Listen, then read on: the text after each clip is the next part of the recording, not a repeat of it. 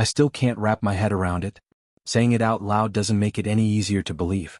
I spent years thinking I understood the person I married, trusting her, building a life with her, only to discover she'd been living a separate reality right beside mine. I found out by accident one evening when I came home earlier than usual. Her laptop was open on the counter. I wasn't looking for anything. I only meant to check the time, but the screen was lit up with messages she hadn't signed out of. His name sat at the top of the chat window, and the words burned themselves into my memory. "Last night was incredible. Can't wait to see you again." I felt everything inside me fall away. My heart, my breath, my sense of direction, gone in a second. I shut the laptop and waited for her to come home. When she walked through the door, I didn't shout or demand explanations. I just looked at her and said, "I know." She froze. All the color left her face, and instead of remorse or panic or anything resembling love, she quietly said, "I'm sorry, but I don't feel anything for you anymore." 10 years of marriage evaporated in one sentence. I couldn't stay there another moment. I grabbed a bag, stuffed whatever I could into it, and drove away without knowing where I was headed. My thoughts were spiraling, my chest felt crushed, and the only person I could think to call was my oldest friend, Daniel. We'd grown up side by side. He was family as far as I was concerned. When I told him what happened, he didn't demand details. He just said, "Get over here. Stay as long as you need." When I reached his place, his mom, Linda, was there. She'd always treated me like one of her own. She took one look at me, wrapped her arms around me, and murmured, "She never deserved you." That first night I barely slept.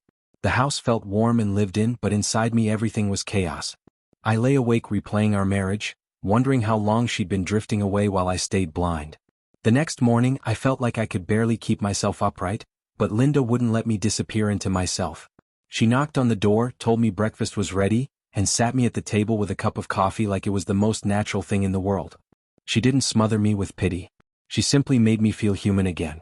Over the next few days she became something steady to hold on to. And it wasn't just her. She had a close circle of friends, women her age, full of humor and experience, who came by often. They brought meals, told jokes, and somehow managed to get me laughing again. I tried to resist at first. I felt like I should be drowning, not smiling. But slowly, almost without noticing, the weight on my chest eased. Linda's living room turned into my refuge. Her friends refused to let me sit in the dark. They pulled me into conversations, insisted I join them for movies, even got me dancing one night when music filled the room. They shared stories of their own heartbreaks and recoveries.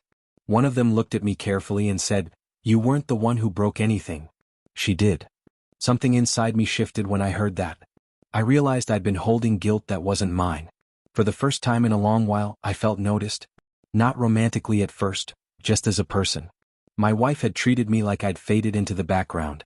These women made sure I knew I still mattered. One night, after everyone else had gone to bed, I sat in the kitchen with Linda. She poured us each a glass of wine and told me, "You're stronger than you think, and you don't have to go through this alone." There was something different in the way she said it. When our eyes met, I didn't see her as just Daniel's mom anymore. I saw someone who understood me in a way I desperately needed at that moment. Lines blurred after that. The loneliness, the hurt, the comfort, they all mixed together.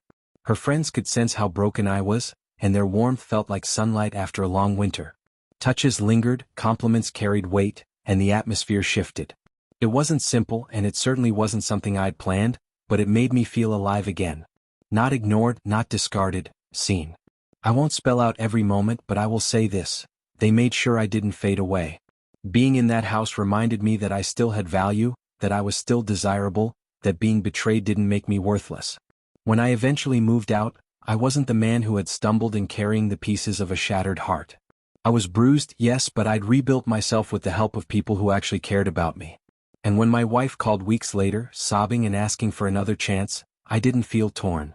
I didn't hesitate. I told her, "No. You chose someone else. Now I choose myself." For the first time in a very long time, I believed the words coming out of my own mouth.